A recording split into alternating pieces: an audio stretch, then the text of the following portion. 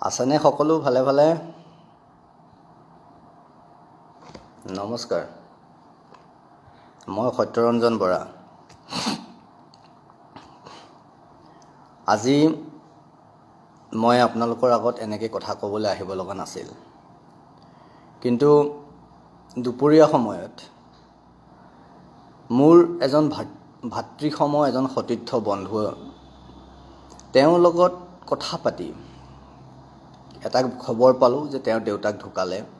আৰু তেওঁৰ দেউতাক ঢুকোৱা বিষয়টো মই খবৰ ল'বলৈ মই তেওঁৰ লগত যেতিয়া কথা পাতিছিলোঁ, বাকী তেওঁ যিখিনি কথা মোক জনালে সেই কথাখিনি ইতিমধ্যে মই লিখিতভাৱে আপোনালোকৰ আগত প্ৰকাশ কৰিছোঁ মোৰ সামাজিক মাধ্যমৰ যোগেদি। আৰু এই গোটেই বিষয়টো ইতিমধ্যে মই টুইটাৰৰ মাধ্যমেৰে টুইট কৰি পেলাই মই ঊৰ্ধ্বতম কৰ্তৃপক্ষলৈকো মই বিষয়টো জনাইছোঁ। প্ৰধানমন্ত্ৰী ডাঙৰীয়াকো জনাইছোঁ, অসমৰ মুখ্যমন্ত্ৰীগৰাকীকো জনাইছোঁ, আৰু ভাৰতবৰ্ষৰ স্বাস্থ্যমন্ত্ৰীজনকো আমি এই বিষয়টো জনাইছোঁ যে বিষয়টো কি। চাওক, আমি সকলোৱে জানো যে বিভিন্ন ধৰণৰ চিকিৎসালয়বোৰত, বিশেষকৈ আপোনাৰ ব্যক্তিগত খণ্ডৰ চিকিৎসালয়বোৰত যি ধৰণৰ চিকিৎসাৰ নামত, চিকিৎসা সেৱাৰ নামত বেপাৰ চলি থাকে, এই কথাবোৰ আপোনালোকেও জানে, এই কথাবোৰ আমিও জানো।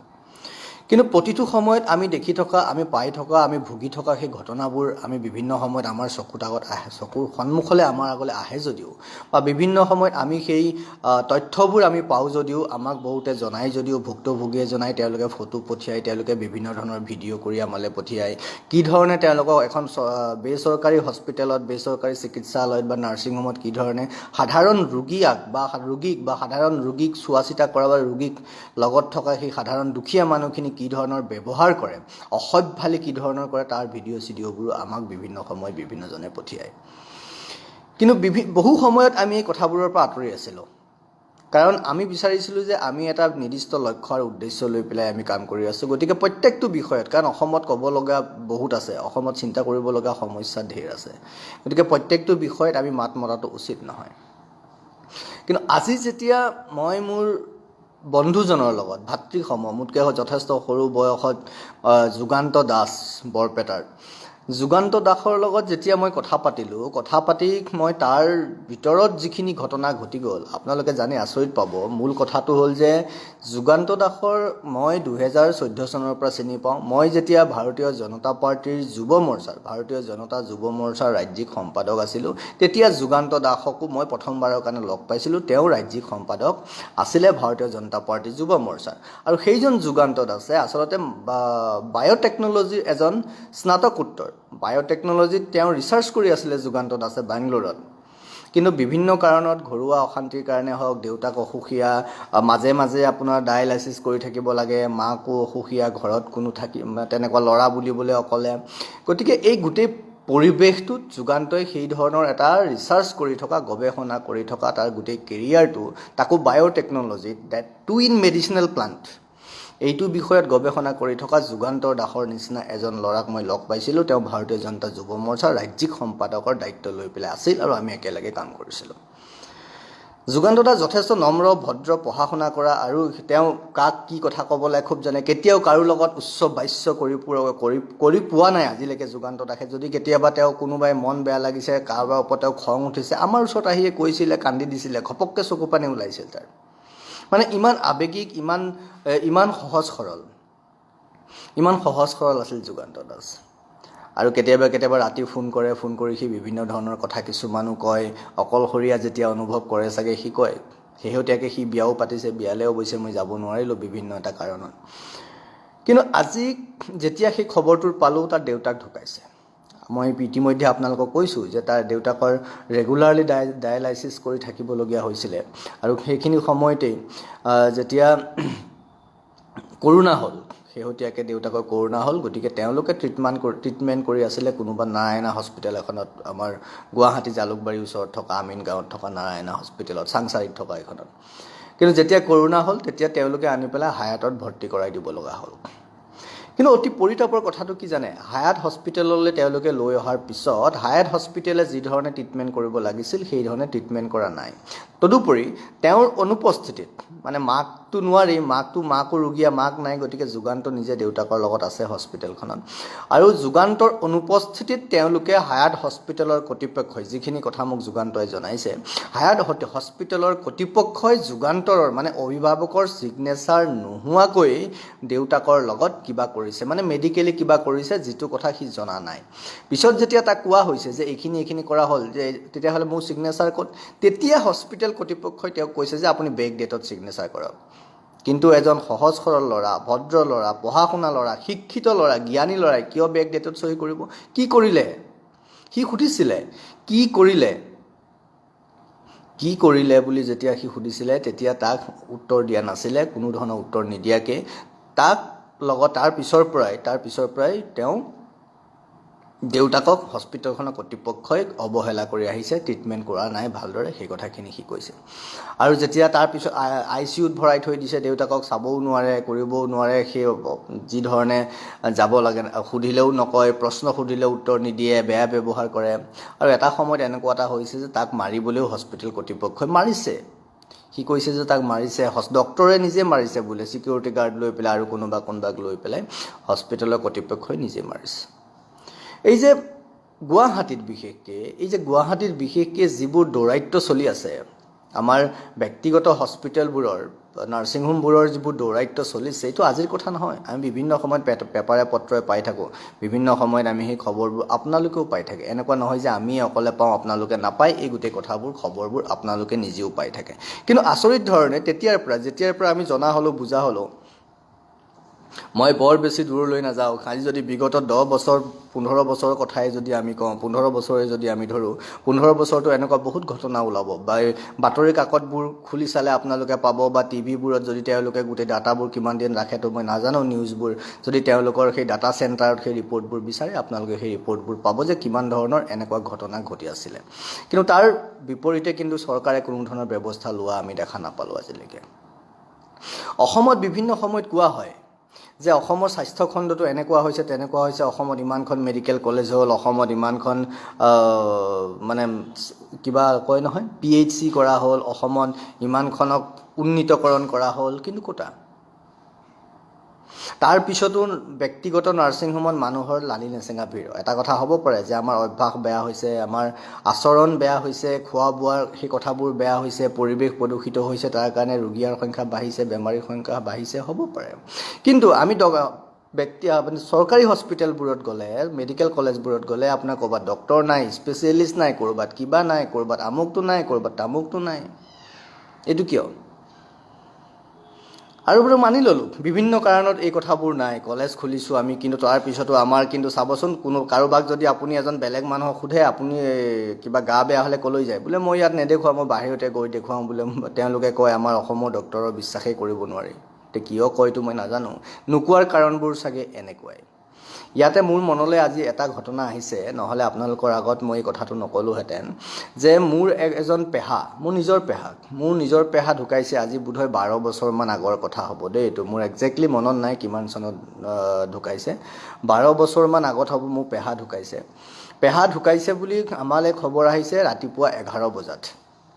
আৰু গুৱাহাটীত তেতিয়া ইণ্টাৰনেশ্যনেল হস্পিটেলত, আজি যিখন এপ'ল' হ'ল ইণ্টাৰনেশ্যনেল হস্পিটেলত আছিলে, তেতিয়া মোৰ পেহা ঢুকাইছে বুলি আমি 11টাত খবৰ পাইছোঁ। আৰু ইয়াৰ পৰা গোটেই ফৰ্মেলিটিখিনি শেষ কৰি ডেড বডিটো আমাৰ লংকা ঘৰ পোৱালে, মানে লংকাতে, পেহা পেহীও লংকাতে বিয়া হৈছিলে, লংকা পোৱালে প্ৰায় 5:30 6টামান বাজিছিলে। আপোনালোকে কওক, 11টা বজাত যিজন পেচেণ্টক ডেড বুলি ঘোষণা কৰা হৈছে, এজন ব্যক্তিক 11 বজাত যেতিয়া ডেড বুলি ঘোষণা কৰা হয়, আৰু তেওঁ 5:30 6 বজাত যেতিয়া গুৱাহাটীৰ পৰা গৈ 3 ঘণ্টা 4 ঘণ্টা ৰাস্তা, 11টাৰ পৰা 6টালৈকে, এইখিনি সময়ত 6 বজাত যেতিয়া আমাৰ পেহাৰ ঘৰ পাইছে, তেতিয়া তেওঁৰ গাৰ পৰা কাপোৰখন আঁতৰাই দিছে, ইমান বিকট গোন্ধাইছে। মৰা কুকুৰ মেকুৰীও চাগে এদিনতে ইমান নুগোন্ধায় যিমান বেয়া গোন্ধাইছে তেওঁৰ শৰীৰটো, মৃত শৰীৰটো। এদিনত এনেকৈ গোন্ধাব পাৰেনে? আমি গাঁৱত কুকুৰ মেকুৰী মৰা দেখিছোঁ, কুকুৰ মেকুৰী পথাৰত পেলাই দিওঁ, ক'ৰবাত পুতি নথলে কেতিয়া পেলাই দিওঁ, 2 দিন লাগে, 2 দিনৰ পিছতহে গোন্ধ ওলাবলৈ আৰম্ভ কৰে। কিন্তু এটা মানুহৰ শৰীৰ 11টা বজাত যিজন মানুহক মৃত বুলি ঘোষণা কৰা হয়, সেইজন মানুহ আকৌ 5:30 6টা বজাত শৰীৰটো কেনেকৈ গোন্ধাই যায় কম সময়ত তাৰমানে তেওঁ 2-3 দিন আগতেই মৃত হৈছিল নেকি মৰিছিল নেকি বাৰু নে হস্পিটেল কৰ্তৃপক্ষই তেওঁলোকৰ সেই টকা পইচাৰ কাৰণে যাতে বিলখন বাঢ়ে তাৰ কাৰণে তেওঁক বেছি দিন ৰাখি থৈছিল নেকি ৰাখি থবলৈ চেষ্টা কৰিছিল নেকি বা বিচাৰিছিল নেকি বা কৰিছিল নেকি যাতে তেওঁলোকে পইচা পায় কোন মৰিছে কোন কি হৈছে মতলব নাই তেওঁলোকক কেৱল টকা পইচা লাগে আৰু আমি বিভিন্ন সময়ত দেখা পাই আছোঁ যে মাজতে আমি কৈছিলোঁ বদৰুদ্দিন আজমলৰ কিবা যে শিশু গৃহৰ পৰা শিশুবোৰ নোহোৱা হৈছিলে কেইবাটাও শিশু হয়নে আমি সেই কথাটো আমি প্ৰশ্ন কৰিছিলোঁ কোনো সেই বিষয়টো তদন্ত নকৰিলে প্ৰায় কিমান 300নে কিমান শিশু প্ৰায় নোহোৱা হৈছিলে তেওঁৰ শিশু গৃহৰ পৰা আৰু সেই শিশুবোৰ কলৈ গ'ল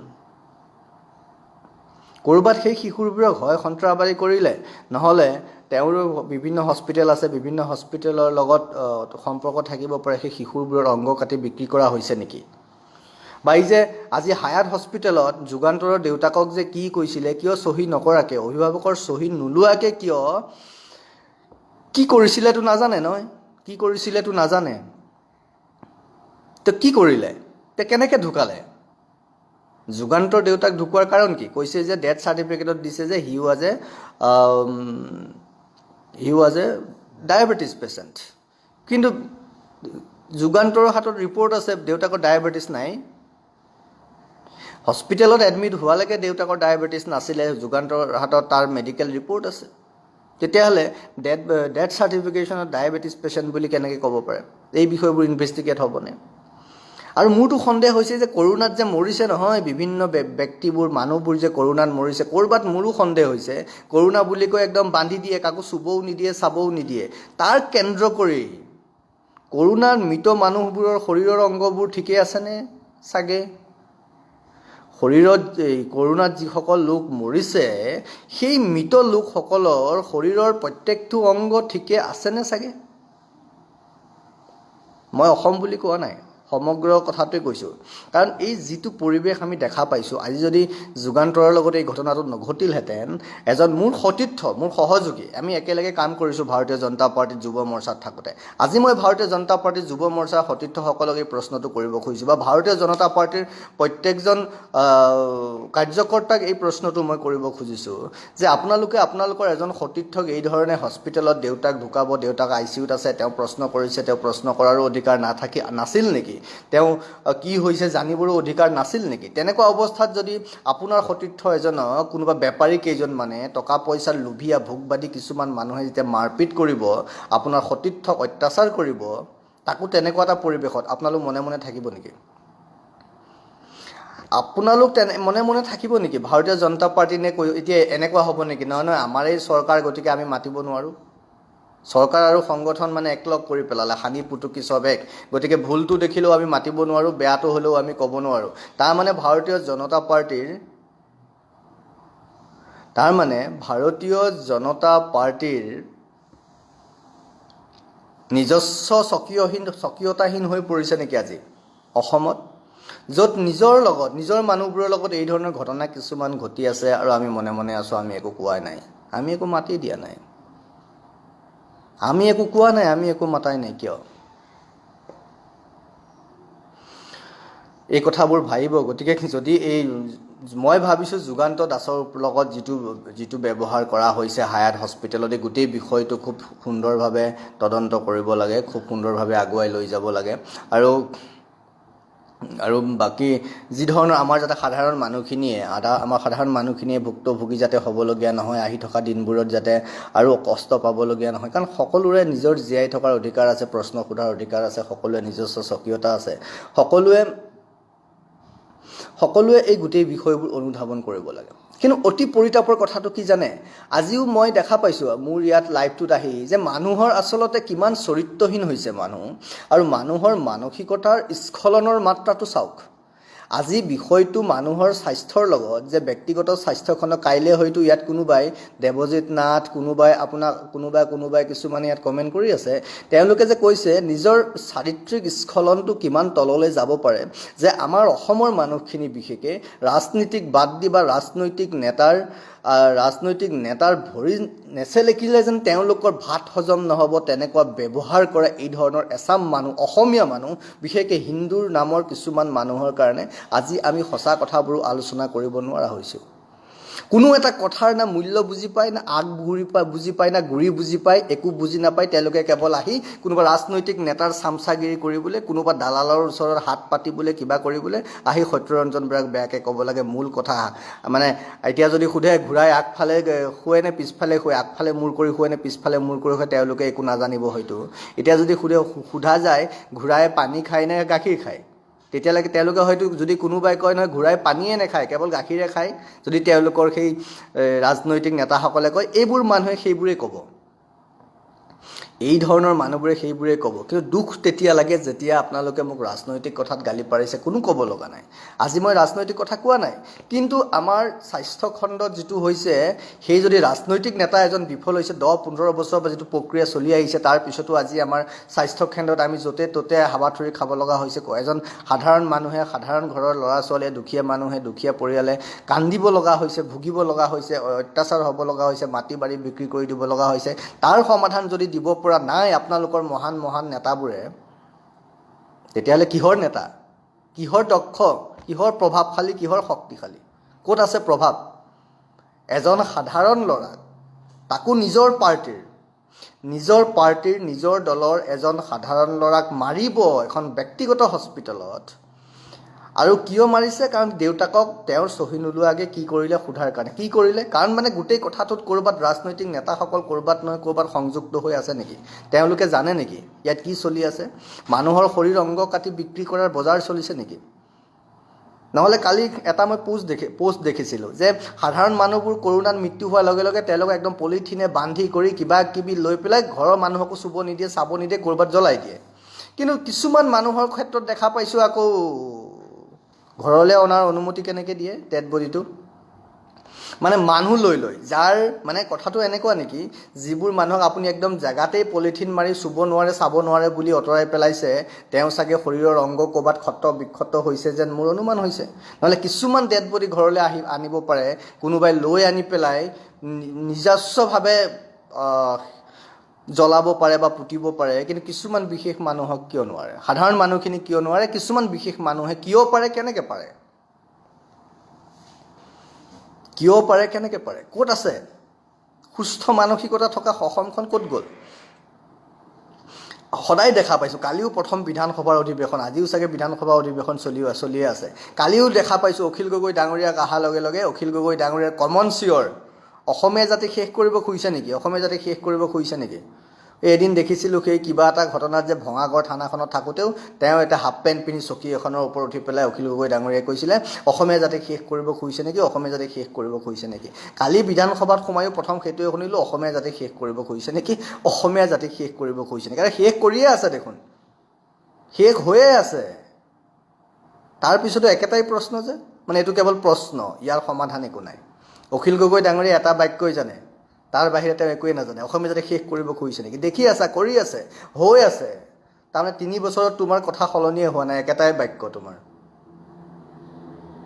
3 বছৰত তেওঁৰ একেটাই বাক্য, অসমীয়া শেষ কৰিব খুজিছে নেকি। কৰি আছে, দেখি আছা নহয়। তে আপুনি অখিল গগৈ ডাঙৰীয়াই এই বিষয়টো যে কৈ আছে, দেখি আছে নহয়, হৈ আছে। এই সাধাৰণ মানুহে হস্পিটেলত গৈ মাৰ খাব লগা হৈছে প্ৰশ্ন সুধি, আৰু বাকী হস্পিটেলবোৰত কি হৈ আছে আপোনালোকে জানে। কৰোণাৰ নামত সাধাৰণ বেমাৰী ৰোগীয়াবোৰক চাবই নিদিয়ে, কিন্তু কিছুমান বিশেষ মানুহৰ ডেড বডি আকৌ ঘৰলৈও পঠিয়াই দিছে। এই ডিছক্ৰিপেঞ্চিটো কিয়? হস্পিটেল, মেডিকেল কলেজ চাৰিওফালে খুলিছে, কিন্তু মেডিকেল কলেজত গ'লে এইজন ডক্টৰ নাই, সেইজন ডক্টৰ নাই, এইটো স্পেচিয়েলিষ্ট নাই, সেইটো স্পেচিয়েলিষ্ট নাই, এইটো মেডিচিন নাই, সেইটো মেডিচিন নাই। এইখন কি ভেকু ভাওনা পাতিব খুজিছে অসমত? না পুনৰবাৰ মই বিজেপি, ভাৰতীয় জনতা পাৰ্টীৰ অসম প্ৰদেশৰ প্ৰত্যেকজন কাৰ্যকৰ্তাক প্ৰশ্ন কৰিছোঁ। ভাৰতীয় জনতা পাৰ্টীৰ যুৱ মৰ্চাৰ ৰাজ্যিক সম্পাদক হৈ থকা ল'ৰা এজনক, ইলেকশ্যনৰ সময়ত দেহে কেহে খাটা ল'ৰা এজনক, তাৰ চলিবলৈ পইচা নাথাকে, এটা সময়ত যুগান্ত দাসক, যাৰ তাৰ পৰা আমাৰ সকলোৰে পৰা পইচা লৈ সি চলে, তেনেকৈ চব বিক্ৰী কৰি, চব এৰি থৈ, চব হেৰুৱাই নিজৰ ধুনীয়া কেৰিয়াৰ এটা আছিলে, একাডেমিক কেৰিয়াৰ এটা আছিলে, একাডেমিক কেৰিয়াৰ এৰি থৈ যুগান্ত দাসৰ নিচিনা ল'ৰাবোৰে আহি ভাৰতীয় জনতা পাৰ্টি কৰিছে অসমত। আৰু সেই ল'ৰাবোৰক আজি যদি কোনোবাই মাৰে হস্পিটেলত, তেতিয়া চৰকাৰখনে মনে মনে থাকিব নে ভাৰতীয় জনতা পাৰ্টি মনে মনে থাকিব? আজি ইমানৰ পিছতো যদি আপোনালোকে চৰকাৰক প্ৰশ্ন কৰিব নোৱাৰে, তেতিয়াহ'লে আমি ক'ম যে ভাৰতীয় জনতা পাৰ্টি অসমত অস্তিত্বহীন হ'ল কেইজনমান শক্তিশালী ৰাজনৈতিক নেতাৰ পিছে পিছে দৌৰি, টকাৰ পিছত দৌৰি। ইয়াত কোনো সংগঠনৰ নোহোৱা হ'ল। সংগঠনত থকা মানুহবোৰক সংগঠন কৰি থকা মানুহবোৰ মূল্যহীন হ'ল। সেইকাৰণে ৰঞ্জিত দাস, মই আজি আকৌ কৈছোঁ, নামটো লৈছোঁ, বেয়া নাপাব। সেইকাৰণে ৰঞ্জিত দাসৰ নিচিনা ৰাজ্যিক সভাপতিয়েও ক'ব পাৰে সত্যৰঞ্জন বৰা কোন চিনি নাপাওঁ, কিন্তু সেই ৰঞ্জিত দাসে সত্যৰঞ্জন বৰা কিষাণ মৰ্চাৰ উপসভাপতি, কিষাণ মৰ্চাৰ সাধাৰণ সম্পাদক হিচাপে দায়িত্ব দিছিলে। সেই ৰঞ্জিত, আৰু নকওঁ দিয়ক, ঢেৰ ক'ব লাগিব, কিন্তু তেওঁ যে চিনি নাপাওঁ বুলি ক'লে, মানে সঁচা কথা ক'বলৈ তেওঁলোকৰ সাহস নাই।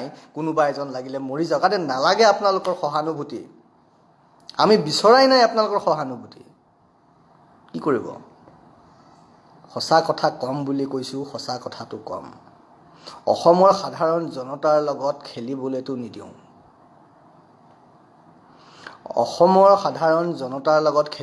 নিদিওঁ। আজি মই কষ্ট পাইছোঁ এইটো কথাত, কাৰণ যুগান্ত দাসৰ নিচিনা এটা অতি সাধাৰণ, অতি অমায়িক আৰু শিক্ষিত ল'ৰাক যি সমস্তখিনি এৰি থৈ আহি ভাৰতীয় জনতা পাৰ্টিক দিলে, কিন্তু আজিলৈকে অতি দুখ পাইছোঁ, 2-এজন মানুহে তাৰ খবৰ লৈছে বোলে। 2-এজন মানুহে তাৰ খবৰ লৈছে বোলে। মই এই চেগতে অসমৰ মুখ্যমন্ত্ৰী ডাঙৰীয়া আজি প্ৰায় 15 বছৰ, মই জনাত এজন চন্দ্ৰমোহন পাটোৱাৰীক জানিছিলোঁ, স্বাস্থ্যমন্ত্ৰী আছিল বুলি এটা সময়ত। তাৰপিছত ভূমিধৰ বৰ্মন, আৰু তাৰ পিছৰ পৰা নাজানো, বেলেগ কোনোবা যদি হৈছে, এটাই নাম জানো, ডক্টৰ হিমন্ত বিশ্ব শৰ্মা অসমৰ স্বাস্থ্যমন্ত্ৰী। আপোনাৰ দিনতো কিন্তু এইবোৰ যে continuous process, it was a continuous process, এইবোৰ যে হৈ আছিল তাৰ প্ৰমাণ আজি, নহ'লে ইমান ওপৰলৈ উঠিব নোৱাৰিলেহেঁতেন। ওপৰলৈ উঠিছে কাৰণে তাৰ আজি এই সমস্যাটো হৈছে। আপোনাৰ ঘৰৰ মানুহ বুলি কৈছোঁ, যুগান্ত দাস আপোনাৰ ঘৰৰ মানুহ, আপোনাৰ দলৰ মানুহ, আপোনাৰ পৰিয়ালৰ মানুহ। যুগান্ত দাসক সেই ধৰণৰ ব্যৱহাৰ কৰা হৈছে। গতিকে আপুনি কি ব্যৱস্থা গ্ৰহণ কৰে সেইটো আমিও চাবলৈ অপেক্ষা কৰি থাকিম। কিন্তু আৰু এটা কথা কওঁ এইখিনিতে, ইয়াৰ পিছত মই শেষ কৰিম আৰু বেছি দীঘল নকৰোঁ। এটা বস্তু খুব এপ্ৰিচিয়েট কৰিছোঁ, খুব ভাল লাগিছে যে ৰিতুল শইকীয়াৰ ঘৰলৈ গৈছে হিমন্ত বিশ্ব শৰ্মা ডাঙৰীয়া, আলফাই কিডনেপ কৰা পৰিয়ালবোৰৰ ঘৰলৈ গৈছে, মানুহবোৰক লগ পাইছে, তেওঁলোকক সহানুভূতি দিছে। আৰু তেওঁ পৰেশ বৰুৱা ডাঙৰীয়াক মানে ঘূৰি আহিবলৈ কৈছে। এই বিষয়টো মই আজি ইয়াৰ ডিটেইলছ নাযাওঁ, ইয়াৰ ভিতৰত কিবা এটা যেন আছে, সেইটো মোৰ সন্দেহ হৈছে। সেই কথাটো মই আপোনালোকক ক'ম যে অসম আকৌ এবাৰ খণ্ডিত হোৱাৰ কিন্তু এটা চক্ৰান্ত আৰম্ভ হৈছে। মই কৈ থলোঁ, অসম আকৌ এবাৰ খণ্ডিত হোৱাৰ এটা চক্ৰান্ত আৰম্ভ হৈছে। কেনেকৈ হৈছে মই সেইটো আপোনালোকক আজি নকওঁ, দুদিনমান পিছত এই কথাটো মই বহলাই ক'ম, কেনেকৈ হৈছে, কোনে কৰিছে, কি হ'ব পাৰে। এতিয়া মোৰ ক'বলগীয়া কথা এইটোহে যে মাননীয় মুখ্যমন্ত্ৰীগৰাকী সকলো ঠাইলৈ গৈছে, কিন্তু নিৰ্বাচনৰ আগতে হাজোৰ যে কৃষ্ণ বৈশ্য নামৰ ৰাষ্ট্ৰীয় স্বয়ংসেৱক সংঘৰ এজন স্বয়ংসেৱকক কিছুমানে হালাল কৰা নিচিনাকৈ ৰেপি ডিঙি আধা কাটি পেলাই হত্যা কৰিছিল। তেওঁৰ খবৰ লৈছেনে? তেওঁৰ ঘৰলৈ গৈছেনে? আমি খুব ভাল পাইছোঁ যে আপুনি মুখ্যমন্ত্ৰী হোৱাৰ পিছৰ দিনাই ৰাষ্ট্ৰীয় স্বয়ংসেৱক সংঘৰ অসম প্ৰান্তৰ মুখ্য কাৰ্যালয় কেশৱ ধামত গৈ উপস্থিত হৈছে। আমি খুব এপ্ৰিচিয়েট কৰিছোঁ, আমি খুব ভাল পাইছোঁ। কিন্তু সেই কেশৱ ধামকেই পবিত্ৰ স্থান বুলি ভবা কৃষ্ণ বৈশ্য, হাজোৰ সেই কৃষ্ণ বৈশ্য যাক নগাঁৱত ডিঙি ৰেপি কাটি মাৰি পেলোৱা হৈছিল, বৃদ্ধ মাক দেউতাকৰ একমাত্ৰ সন্তান আছিল, সেই সন্তানটো মৰা আজি কিমান দিন হ'ল, ইলেকশ্যনৰ আগত আজিলৈকে একো নকৰিলে, তেতিয়াও একো নকৰিলে, এতিয়াও একো নকৰিলে। এতিয়া অন্ততঃ আপুনি এবাৰ খবৰটো লওক, কি হৈছে সেই পৰিয়ালটোৰ, কি হৈছে সেই বুঢ়া বুঢ়ী হালৰ, তেওঁলোক কেনেকৈ চলিছে। ইফালে উপাৰ্জন কৰা ল'ৰাটোও মাৰি পেলালে, ডিঙি ৰেপি হালাল কৰি মাৰিলে। এতিয়া কিয় হালাল কৰি মাৰাৰ কাৰণে বিচাৰিলে কোনোবা বেলেগ মানুহ আহমেদ আলী ওলাব বুলিয়ে আপোনালোকে ভয় কৰিছে নেকি? হুছেইন আহমেদ আলী ওলাই যাব পাৰে কাৰণ ৰেপি কাটিছে হালাল কৰাৰ নিচিনাকৈ, সেইকাৰণে ভয় কৰিছে নেকি? সেইকাৰণে এইখিনি সময়ত, কৰোণাৰ সময়ত লকডাউন দি থৈছে, কোনে খাইছে, কেনেকৈ খাইছে, সেই একমাত্ৰ ল'ৰাটোৰ মাক দেউতাকৰ চিন্তা কৰিছেনে? কিন্তু আপুনি আলফাই কিডনেপ কৰা মানুহবোৰৰ ঘৰত দৌৰ মাৰিছে, ভাল পাইছোঁ। কিন্তু ইয়াৰ ভিতৰত কিবা এটা নিশ্চিতভাৱে আছে আৰু সেই কিবাটোৱে যেন অসমক আকৌ এবাৰ খণ্ডিত কৰিব তাৰ গোন্ধ কিন্তু আমি পাইছোঁ। সেই কথাটো মই কিন্তু অসমৰ মুখ্যমন্ত্ৰী ডাঙৰীয়া দুদিন পিছত মই এই কথাটো ৰাজহুৱাকৈ মোৰ মনলৈ যিটো অনুভৱ আহিছে, কাৰণ আজি অন্ততঃ দিনটোত আপোনালোকে হয়তো ভাবিব পাৰে থাকক দিয়ক, এইবোৰ কথা বুজিব বয়স হোৱা নাই কাৰো, এইবোৰ কথা কোৱাৰ সময়ো নহয়, যেতিয়া হ'ব তেতিয়া আমি এই কথাবোৰ আপোনালোকৰ আগত ক'ম, কেনেকৈ আমি কি ধৰণে খবৰবোৰ পাওঁ। এতিয়া কথা হ'ল এই গোটেইটো চাওক, কৃষ্ণ বৈশ্য হাজোৰ সেই ল'ৰাটোৰ আপোনালোকে খবৰ লওক, সেই বুঢ়া বুঢ়ীহাল কেনেকৈ আছে, মাক দেউতাক কেনেকৈ আছে তাৰ খবৰ লওক, ন্যায় দিয়ক, এজন হ'লেও দোষী কৰায়ত্ব কৰক। কিন্তু আজিলৈকে নগাঁও পুলিচে এজনো দোষী কৰায়ত্ব কৰিব নোৱাৰিলে, এজনো দোষী কৰায়ত্ব কৰিব নোৱাৰিলে। এইটো অতি পৰিতাপৰ কথা, অতি দুখৰ কথা। আৰু আজি এই ভিডিঅ'টোৰ যোগেদি মই নগাঁৱৰ সকলোৱে কৈ আছে, সংবাদ মাধ্যমেও কৈ আছে, বিভিন্নজনে কৈ আছে the best IPS officer of the state. হয়, of course he is the best IPS officer of the state. আমি যিমান পাইছোঁ এতিয়ালৈকে, আমি লগ পোৱা, মই ব্যক্তিগতভাৱে লগ পোৱা IPS অফিচাৰসকলৰ ভিতৰত he is the best, one of the best IPS officer of the state. Anand Mishra আজি নগাঁৱৰ SP। গতিকে মই আনন্দ মিশ্ৰ ডাঙৰীয়াকো এইটো আহ্বান কৰিছোঁ, চাব আপোনাৰ ৰাঙলু আউটপোষ্টৰ অন্তৰ্গত এটুকুৰা জাগাত হৈছিল ফেব্ৰুৱাৰী মাহত এই ঘটনা ঘটিছিলে যে কৃষ্ণ বৈশ্য নামৰ মাইক্ৰ' ফাইনেন্সত কাম কৰা ল'ৰা এজনক ডিঙি ৰেপি কাটি হত্যা কৰা হৈছিল। এই বিষয়টো মই লাগিলে আপোনালৈ আজি ৰাতি ইমেইল কৰি পঠিয়াই দিম, লিখিতভাৱে জনাম, আপুনি এই বিষয়টো চাব বুলি মই আহ্বান কৰিছোঁ। আৰু মুখ্যমন্ত্ৰী মহোদয়ে এবাৰ যেনেকৈ আলফাই কিডনেপ কৰি লৈ যোৱা, বাকী ভিতৰুৱা কথাখিনি বাৰু আজি থাকক, লৈ যোৱা সকলো ঘৰলৈ গৈছে, অন্ততঃ কৃষ্ণ বৈশ্যৰ দুখীয়া মাক দেউতাকৰ ওচৰলৈ আপুনি নোৱাৰিলেও আপুনি অন্ততঃ কাৰোবাক কৈ যদি তেওঁলোকৰ ওচৰলৈ কাৰোবাক পঠিয়াই দিয়ে, এবাৰ সেইটো মই বিচাৰিম। আৰু যুগান্তৰ ওপৰত যি অত্যাচাৰ কৰা হৈছে ব্যক্তিগত নাৰ্ছিং হোমত, কেৱল যুগান্ত বুলিয়েই নহয়, আজি যুগান্তৰ দাস কেৱল এটা কৈছোঁ নহয়, এটা উপমা হ'ল।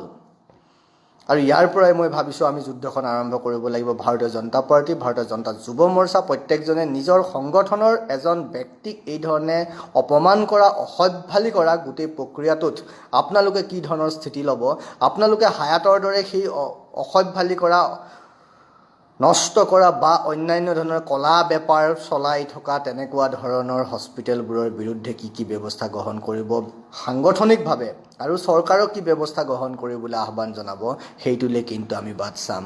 আৰু তেতিয়াই বুজি পাম যে ভাৰতীয় জনতা পাৰ্টিৰ প্ৰকৃততে নিজৰ দলৰ প্ৰতি বা নিজৰ সংগঠন কৰি থকা সৰু সৰু মানুহবোৰৰ প্ৰতি, সাধাৰণ সদস্যসকলৰ প্ৰতি, সাধাৰণ কাৰ্যকৰ্তাসকলৰ প্ৰতি, আপোনালোকে কৰ্মী বুলি নকয়, আপোনালোকে কাৰ্যকৰ্তা বুলি কয়, তাকো মুখেৰে সন্মান দিবলৈ, এইবাৰ ওলাব যে সাধাৰণ কাৰ্যকৰ্তাৰ প্ৰতি আপোনালোকৰ দায়বদ্ধতা কিমান, সাধাৰণ কাৰ্যকৰ্তাৰ প্ৰতি আপোনালোকৰ দায়বদ্ধতা কিমান, এইবাৰ আমি দেখা পাম। আৰু যদি এইবাৰ এইটো স্পষ্ট কৰিব নোৱাৰে, তেতিয়াহ'লে জানিম মই যিটো কৈছিলোঁ আগতে বিজেপিৰ সিদ্ধান্তৰ বিৰোধ কৰিছিলোঁ, এইবাৰ বিজেপিৰ চৰিত্ৰহীনতাৰ বিৰোধ কৰিম। সত্যৰঞ্জন বৰাই চৰিত্ৰহীনতাৰ বিৰোধ কৰি থাকিব, সদায় কৰিব, সঁচা কথা ক'ব, কাৰো ভৰিত ধৰি তেল মাৰিবলৈ নহয়, কাৰো ভয়ত মনে মনে থাকিবলৈ নহয়, বা কিবা পোৱাৰ আশাত কিবা হেৰুৱাৰ ভয়তো নহয়। না, সত্যৰঞ্জন বৰাই 4টা ভয় থাকে মানুহৰ জীৱনত, মই আজি কৈ দিওঁ। মানুহৰ জীৱনৰ 4টা মূল ভয়।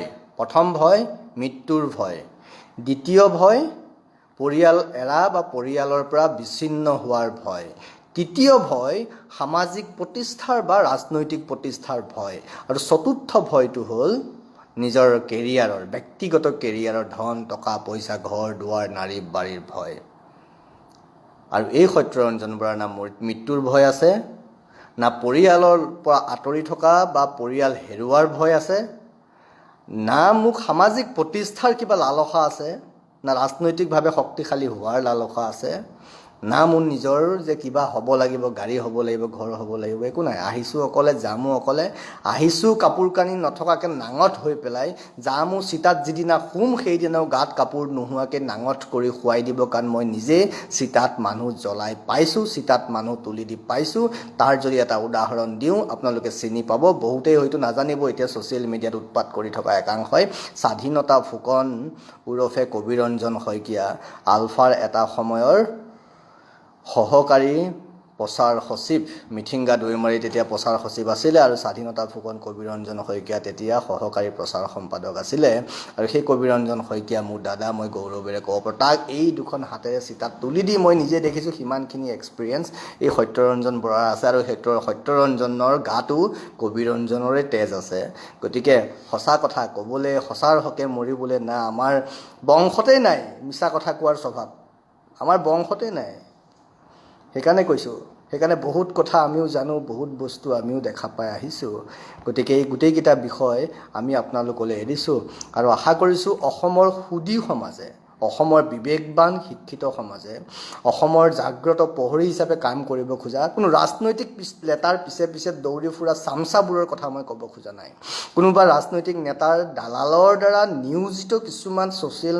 মিডিয়া এজেণ্টৰ কথা মই ক'ব খোজা নাই বা কিছুমান তেনেকুৱা ধৰণৰ প্ৰপগেণ্ডা নেৰেটিভ সৃষ্টি কৰা কিছুমান মানুহৰ কথা মই ক'ব খোজা নাই মই যিটো কৈছোঁ স্পষ্ট কৈছোঁ অসমৰ জনতাৰ কাৰণে কৈছোঁ মোক ভাল বুলি ক'লে ক'ব পাৰে বেয়া বুলি ক'লেও ক'ব পাৰে আৰু যি মন যায় তাকে কৈছোঁ নহয় আপোনালোকৰ কথাবোৰে আপোনালোকৰ শব্দবোৰে মোক ইমান প্ৰেৰণা দিয়ে নহয় মোক ইমান ভাল লাগে যেতিয়া আপোনালোকে মোক ইমান বেয়াকৈ গালি পাৰে মই বিৰাট ভাল পাওঁ সেই কথাটো আৰু আপোনালোকে যে গালি নাপাৰে তেতিয়া মোৰ দুখ লাগে যেন মই একো কৰিবই পৰা নাই নেকি কাৰণ আপোনালোকে মোক গালিয়ে পৰা নাই তো গালি পাৰি থাকিব আৰু এনেকৈ গালি পাৰি হ'লেও যে চাই থাকে সেইকাৰণে আকৌ এবাৰ ধন্যবাদ জনাইছোঁ নমস্কাৰ দিছোঁ কথাবোৰ বিবেচনা কৰিব আৰু নিজৰ লগত নিজৰ পৰিয়ালৰ লগতো কথাবোৰ আলোচনা কৰিব নিজৰ বন্ধু মহলৰ লগত কথাবোৰ আলোচনা কৰিব নমস্কাৰ